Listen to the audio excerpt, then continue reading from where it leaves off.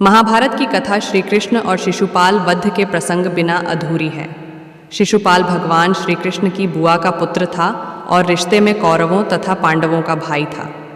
यह बात जानने योग्य है कि इतना करीबी होने के बाद भी भगवान श्री कृष्ण को आखिर शिशुपाल का वध करने की क्या आवश्यकता पड़ गई। इसका उत्तर जानने के लिए सबसे पहले शिशुपाल की जन्म की कहानी को जानना पड़ेगा। शिशुपाल वासुदेव की बहन और छेदी के राजा दमघोष का पुत्र था। इस तरह से वह श्री कृष्ण का भाई था। शिशुपाल का जन्म जब हुआ तो वह विचित्र था। जन्म के समय शिशुपाल की 3 आंख और 4 हाथ थे। शिशुपाल के इस रूप को देखकर माता पिता चिंता में पड़ गए और शिशुपाल को त्यागने का फैसला किया। लेकिन तभी आकाशवाणी हुई कि बच्चे का त्याग न करें। जब सही समय आएगा तो इस बच्चे की अतिरिक्त आंख और हाथ गायब हो जाएंगे।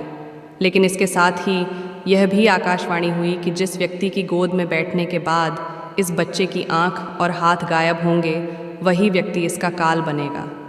एक दिन भगवान श्री कृष्ण अपनी बुआ के घर आए।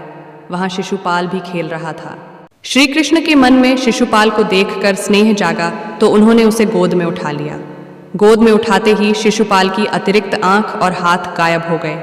यह देख शिशुपाल के माता पिता को आकाशवाणी याद आ गई और वे बहुत भयभीत हो गए। तब श्री कृष्ण की बुआ ने एक वचन लिया। भगवान अपनी बुआ को दुख नहीं देना चाहते थे, लेकिन विधि के विधान को वे टाल भी नहीं सकते थे। इसलिए उन्होंने अपनी बुआ से कहा कि वे शिशुपाल की 100 गलतियों को माफ़ कर देंगे, लेकिन 101वीं गलती पर उसे दंड देना ही पड़ेगा। शिशुपाल रुक्मिणी से विवाह करना चाहता था, लेकिन रुक्मिणी भगवान श्री कृष्ण से प्रेम करती थीं और उनसे ही विवाह करना चाहती थीं। लेकिन रुक्मिणी के भाई राजकुमार रुक्मी को रिश्ता मंजूर नहीं था। तब भगवान श्री कृष्ण रुक्मिणी को महल से लेकर आ गए थे। इसी बात से शिशुपाल भगवान श्री कृष्ण को शत्रु मानने लगा था। इसी शत्रुता के कारण जब युधिष्ठिर को युवराज घोषित किया और राजसूय यज्ञ का आयोजन किया गया तो सभी रिश्तेदारों और प्रतापी राजाओं को भी बुलाया गया। इस मौके पर वासुदेव, श्री कृष्ण और शिशुपाल को भी आमंत्रित किए गया। यहीं पर शिशुपाल का सामना भगवान श्री कृष्ण से हो जाता है। भगवान श्री कृष्ण का युधिष्ठिर आदर सत्कार करते हैं।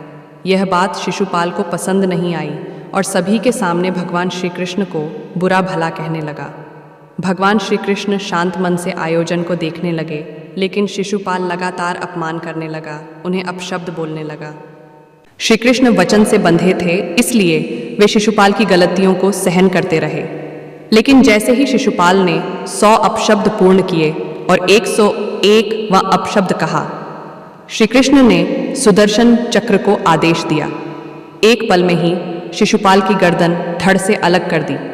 इस प्रकार से श्री कृष्ण ने शिशुपाल का वध कर दिया।